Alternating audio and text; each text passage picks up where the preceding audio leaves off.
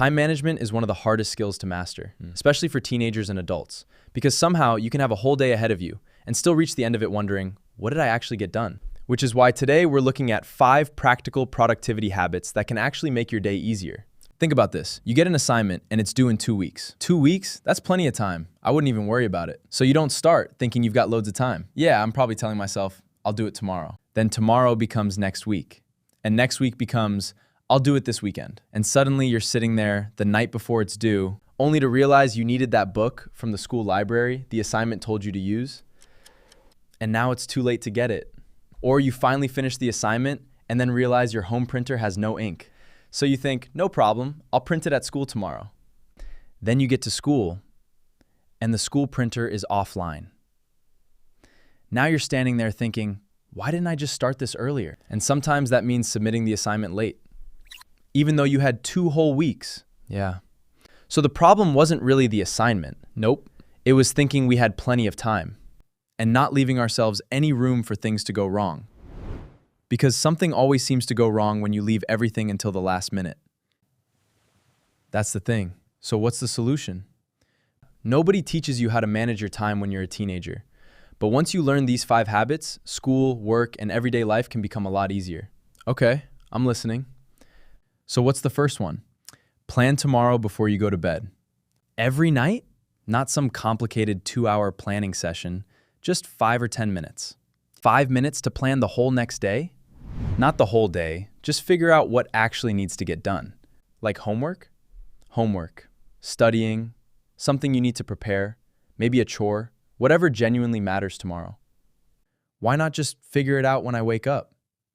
Because that's when distractions can take over. Especially the phone. You wake up, check a message, then another. Then you see something interesting, and suddenly I've been on my phone for 45 minutes, and you're starting the day reacting to everyone else's priorities instead of your own. So planning the night before means I wake up already knowing where to start. That's the idea. What if I have a lot to do? That's when planning becomes even more useful. How? Don't write down 20 things and expect yourself to finish everything. Look at tomorrow and ask, what actually needs my attention? So I don't need to plan every minute? No. You're giving your day some direction. 5 or 10 minutes before bed. That's it. Okay, but I already make to-do lists. I write everything down so I know what I need to do. And do they work? Sometimes. What do you usually do first? Whatever looks easiest. I'll clean my desk or answer some messages before I touch the harder stuff. There you go. That's where a to-do list can actually fool you. What's wrong with starting with the easy stuff? Nothing, if it's actually the right thing to do. So what's the problem? You can spend an hour completing easy tasks while the important thing is still sitting there. Like cleaning my desk instead of studying for tomorrow's test. Exactly. But at least my desk is clean. I'm sure your teacher will be impressed. Okay, fair. A to-do list tells you what needs doing. Prioritizing helps you decide what needs your attention first. So what's the difference between important and urgent? Something urgent usually needs attention soon.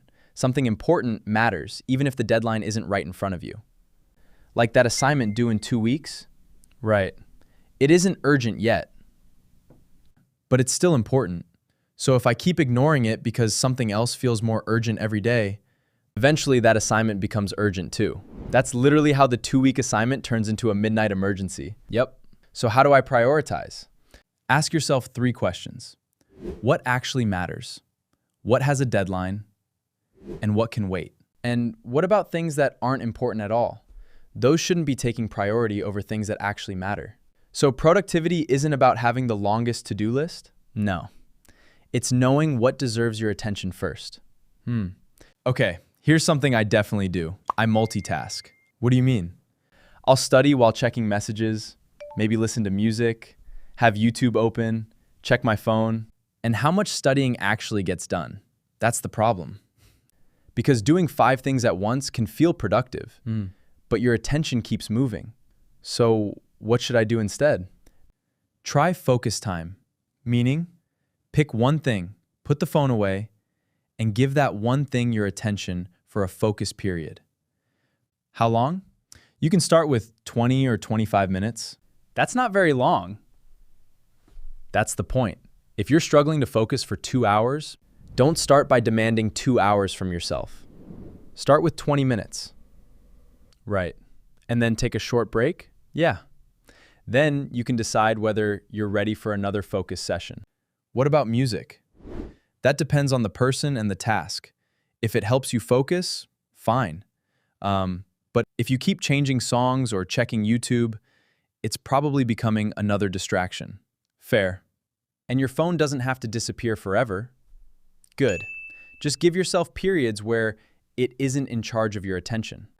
So instead of saying, I need to study all afternoon, I could say, for the next 25 minutes, I'm doing only this. That's much easier to start. You know what else makes me procrastinate? What? When something feels huge. Like what? Studying for an exam. I look at all the chapters and think, where do I even start? And then I do something else. That's why breaking the task down helps. Okay, show me. Don't write, study for my exam. Why? It's too vague. So what do I write? Something specific. Review chapter 1 for 20 minutes. That's much easier. Then tomorrow, chapter 2. And then maybe practice questions? Don't bring that up. Instead of clean my room, start with the clothes. Then the desk. Then the floor. And suddenly, the room doesn't look impossible anymore. But that's the idea. So the trick isn't always becoming more motivated. Sometimes you just need to make the first step easier. And once you start, you've already beaten the hardest part. Okay, I've got a question. What happens when you know all of this, but you can't stick with it? That's where routines come in. Like waking up at 5 a.m.? No, thank you. You don't need some extreme routine you saw online. So what kind of routine? One you can actually repeat. Give me an example. Maybe when you get home from school, you have a short break, then you do your most important school task. Right. So I'm not trying to conquer the entire exam in one sitting. No. You're just deciding what the next step is. That also works for assignments. Yeah. And cleaning your room, maybe exercise, chores, dinner, some personal time, then get ready for tomorrow and sleep. Definitely sleep. So the routine doesn't have to be perfect. No, it needs to be realistic enough that you can repeat it. What if my schedule changes? Then your routine can change too. You might have Simbers. You might have sports practice, an exam, a family event, work. So a routine isn't a prison. It's a basic structure. And I guess sleep should be part of productivity too. Absolutely. If you're constantly exhausted, concentrating and getting things done becomes much harder. So staying up until 2 a.m. every night to be productive isn't really a great strategy. Probably not. Good. I was hoping you'd say that. But what happens when you mess up your routine? You will. That was blunt, but true. So what do I do the next day? You start again. That's it? That's it. So what do? Get back to the routine. The next day, whenever you can. So you don't have to say, well, I failed my routine this week, I'll start again next month. No, just get back to it. That's actually important. Consistency doesn't mean never messing up. It means you keep coming back. Okay, let me see if I can remember all 5. Go for it. First, plan tomorrow before you go to bed. Yep. Second, figure out what actually deserves your attention first. Right.